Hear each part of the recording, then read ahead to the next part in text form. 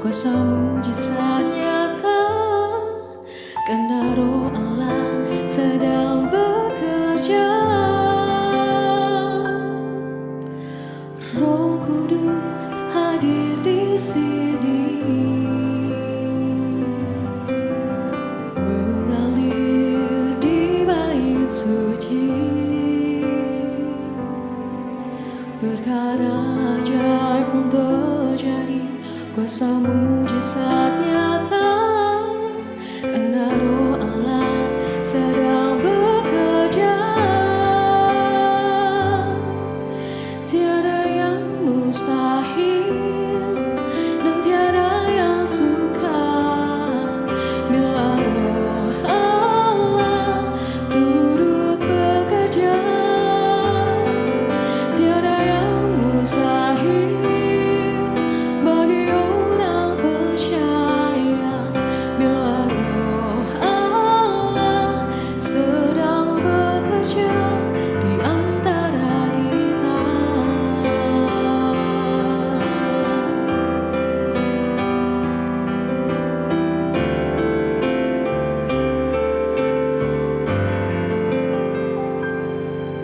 Tiada yang mustahil dan tiada yang sukar bila Roh Allah turut bekerja.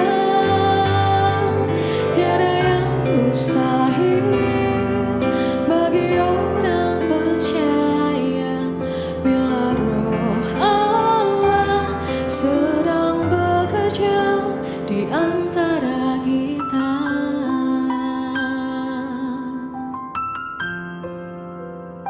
Antara kita.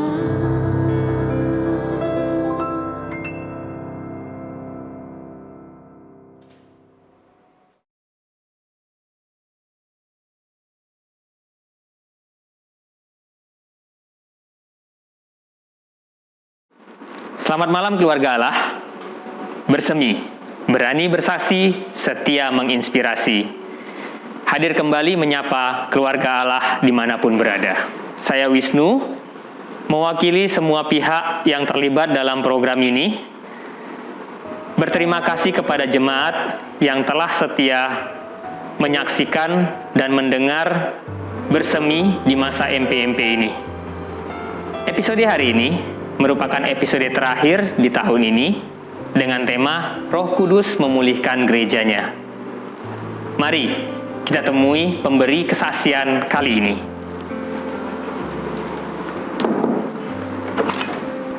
Shalom Pak Sam. Hei Mas Wisnu, silakan masuk. Selamat malam Pak Sam. Selamat malam.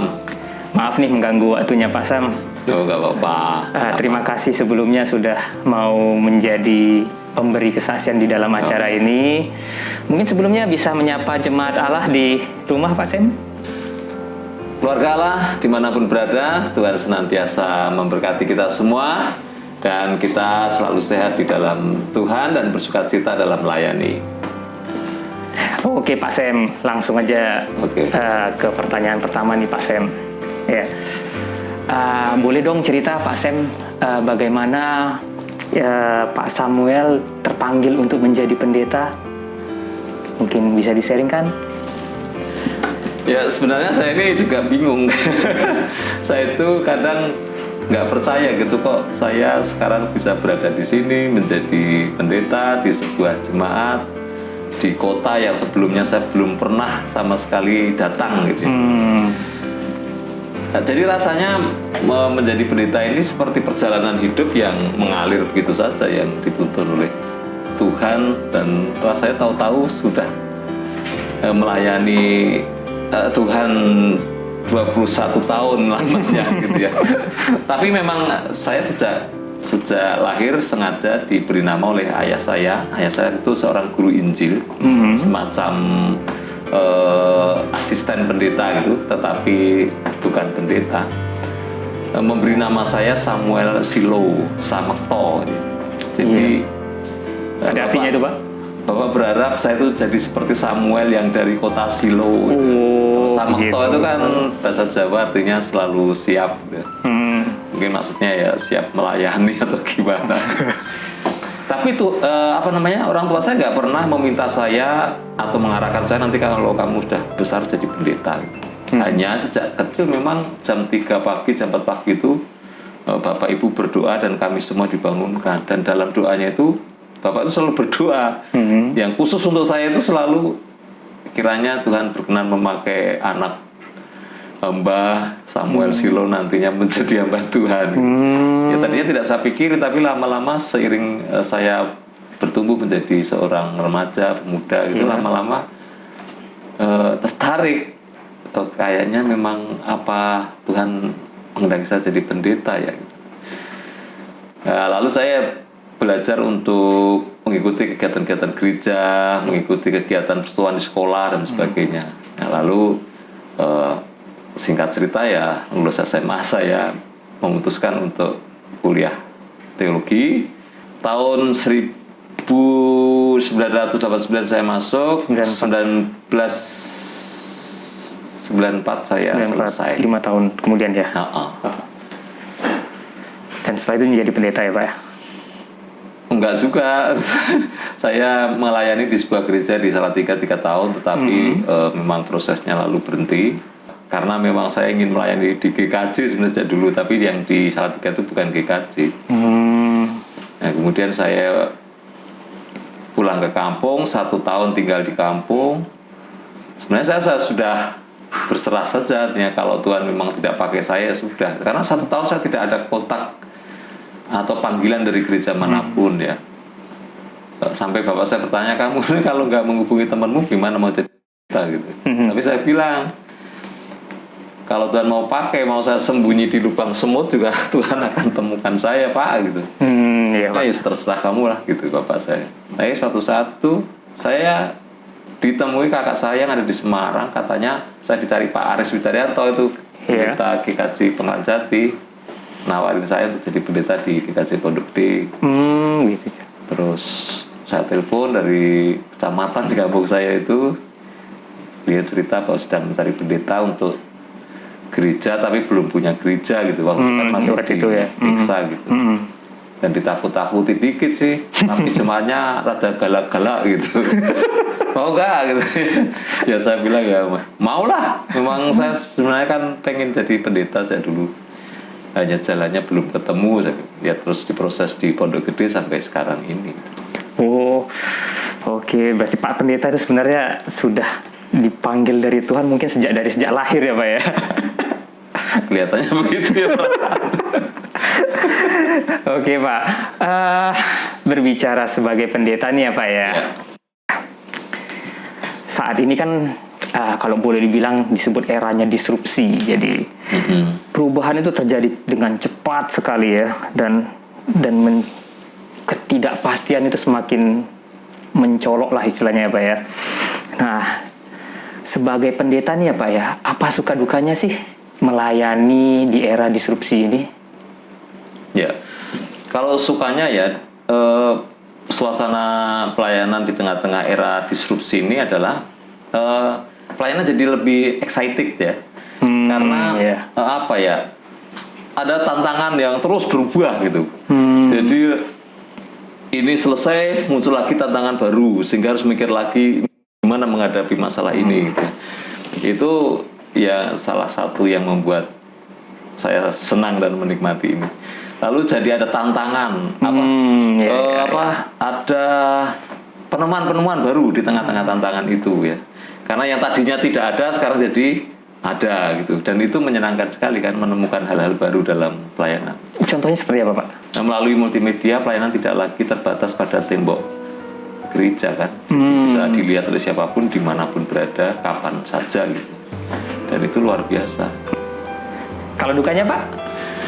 Kalau dukanya itu mungkin bukan duka ya, tapi lelahnya saja ya.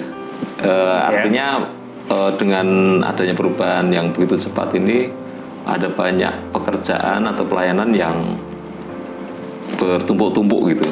Jadi kayak double-double kejar-kejaran, kita harus bikin ini, bikin itu, bikin ini, sambil Zoom ini harus bikin bahan apa gitu. Jadi kadang tidak fokus ya. Dan itu kadang cukup melelahkan karena harus ketika semuanya kan harus terkonsep, tertulis, teredit, dan jadi kerjaannya itu seperti ganda-ganda gitu.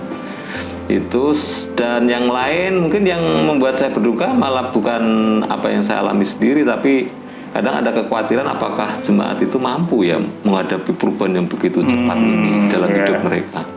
Anak-anak muda yang sedang lulus kuliah, sedang lulus sekolah, itu kan jadi berhadapan dengan situasi yang mereka tidak duga sebelumnya. Mengenai tantangan tadi nih Pak ya, bagaimana sih Pak Pendeta menghadapi tantangan kelelahan dalam pelayanan tersebut? Ya, pertama untungnya saya ini sudah mengalami menjadi pendeta seorang diri di jemaat ini bertahun-tahun ya sebelum pendeta Pinto datang. Nah, setelah kondisi seperti ini, kecepatan perubahan luar biasa, semuanya serba tidak pasti, pendeta Pinto datang. Jadi itu lumayan sangat menolong untuk kami berbagi tugas, berbagi beban, curhat-curhatan, delegasi pekerjaan dan sebagainya ya. Selain itu juga di gereja kan banyak yang punya keahlian-keahlian tertentu, di mana saya tidak perlu mengerjakannya sendiri karena bisa dimintakan tolong kepada jemaat yang punya talenta yang dibutuhkan dalam pekerjaan-pekerjaan pelayanan saya. Gitu. Kemudian juga sekarang ini memang semua harus benar-benar mengatur prioritas, membuat timeline dan sebagainya. Karena kalau tidak, pasti semangat dari jemaat tidak bisa diimbangi pendeta, sehingga nanti malah patah semangat semuanya. Pendetanya aja nggak semangat, ngapain kita kerja keras gitu. Itu yang ya lelah tapi ya tetap menyenangkan sih. Terus semangat ya Pak? Iya pastilah. Keluarga Allah, berbagai tantangan di era disrupsi ini ternyata menghasilkan banyak inovasi di dalam pelayanan. Kita akan mendengar lebih dalam lagi kesaksian dari Pendeta Samuel setelah ujian berikut.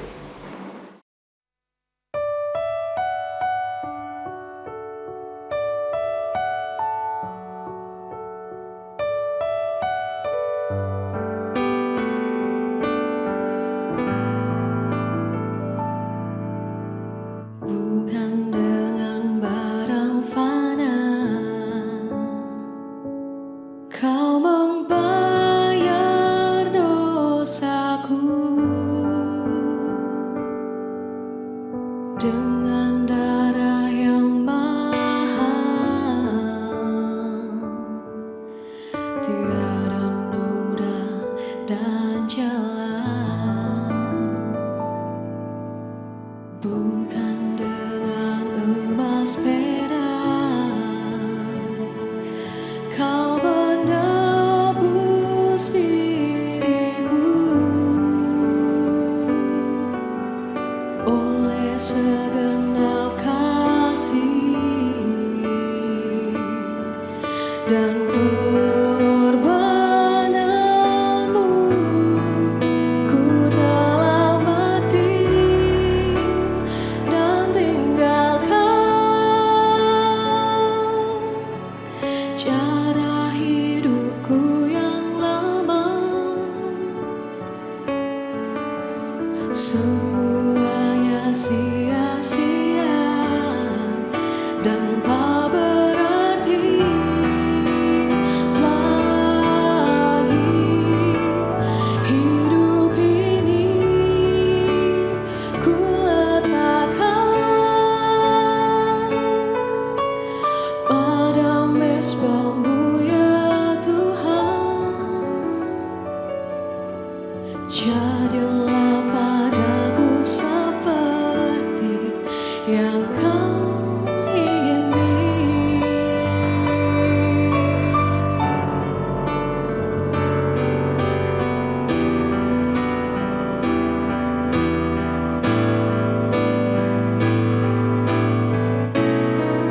Ku telah mati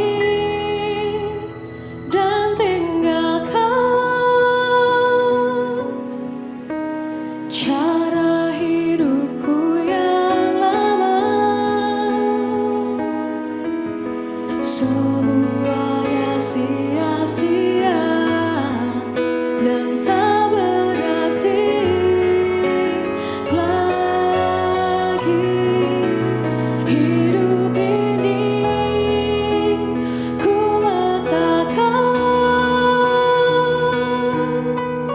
pada mezbahmu ya Tuhan. Jadilah padaku seperti yang kau ingin yang kau ingin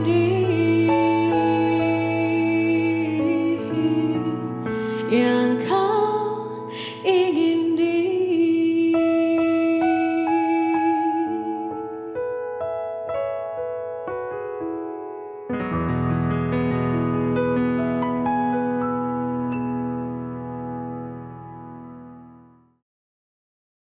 Roh Allah bekerja bagi orang-orang yang percaya kepadanya.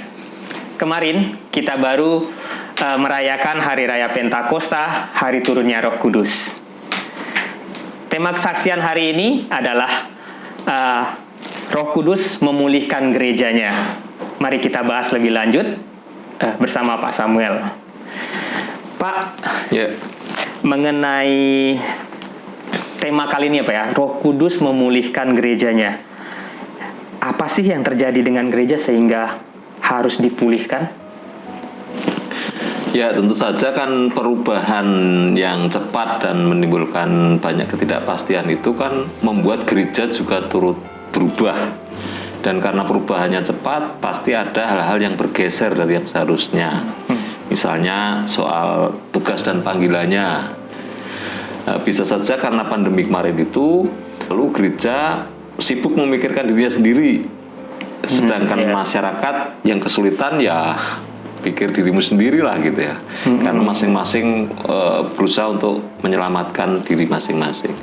Nah, tentu tugas panggilan seperti itu kalau sudah bergeser kan harus diluruskan kembali. Bagaimanapun gereja itu tugasnya adalah untuk peduli kepada masyarakat, untuk mengabarkan berita keselamatan kepada mereka dan sebagainya. Dalam hal pemeliharaan iman juga selama pandemi atau dalam kondisi yang sulit yang pernah kita alami itu kan pasti ada banyak jemaat yang merasa tidak terpelihara dengan baik. Misalnya sakit, merasa sendiri menghadapi persoalan-persoalan mereka karena kita semua dibatasi dengan aturan-aturan sehingga untuk pendampingan-pendampingan itu kan tidak bisa berjalan dengan baik gitu ya. Nah, selain itu juga persekutuannya. Karena kita biasa beribadah di rumah masing-masing, jadi jarang ketemu, lalu biasa nggak ketemu, enak ibadah di rumah, nggak usah kemana-mana, bangun bisa jam berapa saja. Nah, itu kan bisa membuat atau melahirkan kebiasaan baru yang tidak selalu baik juga. Kalau orang Kristen sudah jadi enggan bertemu kan, keguyuban, persaudaraan, persekutuan menjadi hilang. Nah, ini perlu dipulihkan bagaimana supaya persekutuan itu tetap terpelihara seperti sedia kala gitu. Menurut Bapak nih ya, bagaimana sih cara Roh Kudus memulihkan gereja untuk mengatasi tantangan-tantangan yang atau masalah yang Bapak sebutkan tadi? Ya. Roh Kudus itu kan disebut Parakletos, artinya roh penolong, roh pembela. Jadi dia roh yang melindungi orang-orang yang percaya kepada Kristus dari semua pergumulan yang dihadapi. Jadi dia bekerja di dalam hati setiap orang untuk menguatkan orang itu menghadapi persoalan-persoalan hidupnya. Nah, Roh Kudus juga disebut ruah. Ruah itu kan udara atau nafas, nefes gitu ya dalam bahasa Ibrani. Itu menandakan bahwa Roh Kudus itu ada di mana-mana. Jadi dia menyertai kita dimanapun kita berada. Karena kan Kristus itu prinsip keinginannya itu adalah di mana aku berada, di situ mereka berada gitu.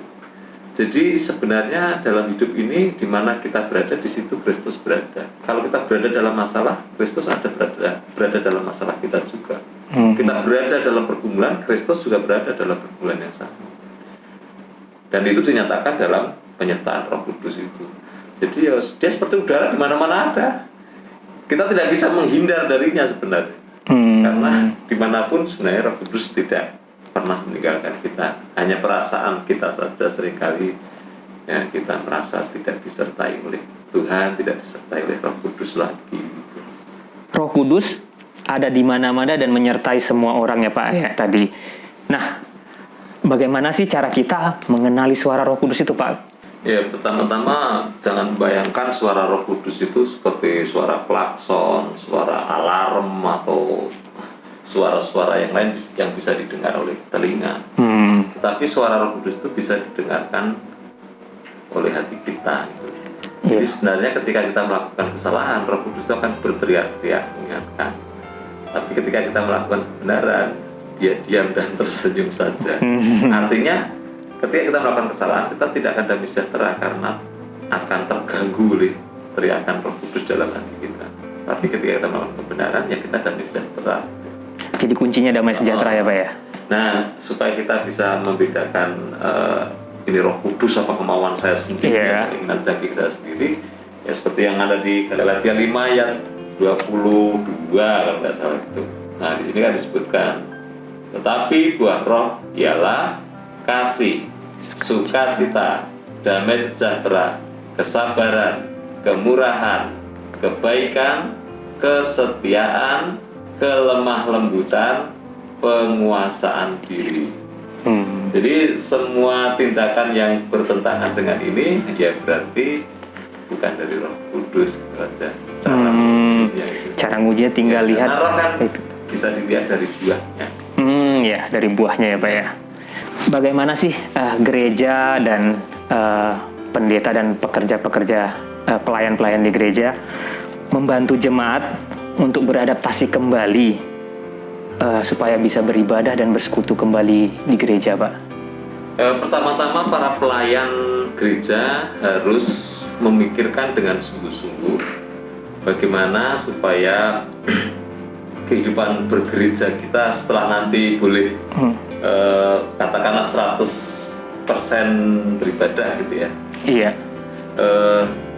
Berarti kan majelis gereja semua harus memikirkan apa yang harus dilakukan supaya persekutuan ini bisa pulih kembali dalam kehidupan bergereja. Karena tentu setelah masa 2 tahun kita beribadah dengan segala keterbatasan, berkegiatan dan pelayanan dengan segala keterbatasan itu sudah membuat kebiasaan baru.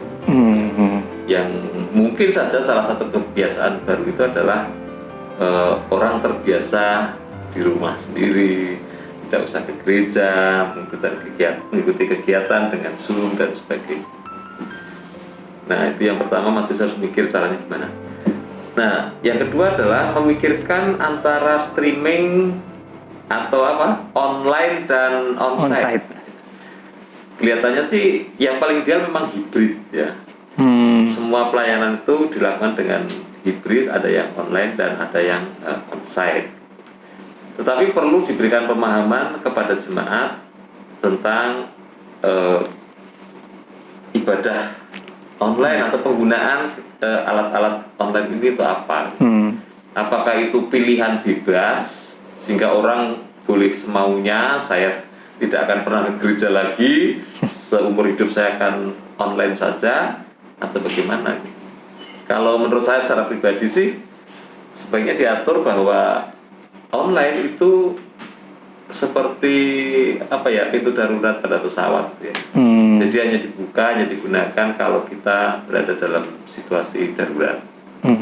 Nah, fasilitas online ini bisa menjadi alternatif untuk menolong kita supaya apa? Supaya ketika kita tidak bisa gereja, kita tetap bisa beribadah misalnya.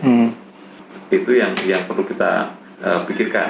Nah, selain itu juga rekaman YouTube misalnya itu ya kita gunakan sebagai sarana reminder aja. Misalnya kemarin sudah gereja, kemudian hari berikutnya pengen lihat lagi kemarin apa ya khotbahnya, lagu itu gimana ya cara nyanyinya dan sebagainya, bisa kita lihat lagi melalui sarana itu. Jadi pemahaman dan kesadaran seperti itu penting, karena kalau itu menjadi dua pilihan bebas, ya pasti akan ada banyak jemaat yang tidak lagi terlihat, tidak lagi berjumpa dengan jemaat yang lainnya. Kalau mengenai jemaat yang punya komorbid misalnya Pak ya, yang atau ada kondisi-kondisi lain yang sehingga mereka tidak bisa bersekutu di secara langsung di gereja ya. Bagaimana memfasilitasi jemaat yang seperti ini supaya bisa bersekutu dengan lebih erat dengan jemaat lainnya? Prinsipnya sebenarnya kan gereja selalu berharap kondisi ini akan semakin baik sehingga siapapun komorbid atau tidak komorbid bisa merasakan kembali kehidupan bergereja seperti sebelum ada pandemi ya. Itu prinsipnya. Tapi kan kita juga mesti melindungi dan menjaga jemaat dari hal-hal yang tidak diinginkan. Untuk jemaat yang seperti Mas Wisnu tanyakan ya, pertama ya memang harus bersabar ya. Kalau memang belum bisa atau belum diizinkan ya sudah jalani dulu. Kemudian ikuti kegiatan dan pelayanan gereja yang bisa diikuti secara online. Nah, tetapi majelis gereja tentu juga harus memikirkan bagaimana pelayanan dan pendampingan terhadap orang-orang yang mengalami kesulitan itu ya. Artinya ya tentu tidak bisa didiamkan begitu saja, mesti dipikirkan apa yang harus kita lakukan pada jemaat-jemaat yang mengalami kondisi komorbid dan belum bisa ikut kegiatan. Jadi, bagi jemaat yang belum diizinkan, mohon bersabar ya. Dan bagi jemaat yang sehat, ayo semangat kita beribadah di gereja. Apapun konsepnya, mau online atau onsite, pemberitaan firman Tuhan harus dijalankan. Roh Kudus ada di mana-mana menggerakkan hati setiap orang percaya, bukan hanya majelis, bukan hanya pendeta, tetapi kita semua. Maka dari itu, kita harus membuka hati untuk dipulihkan Roh Kudus. Selamat bersaksi keluarga Allah. Tuhan Yesus memberkati.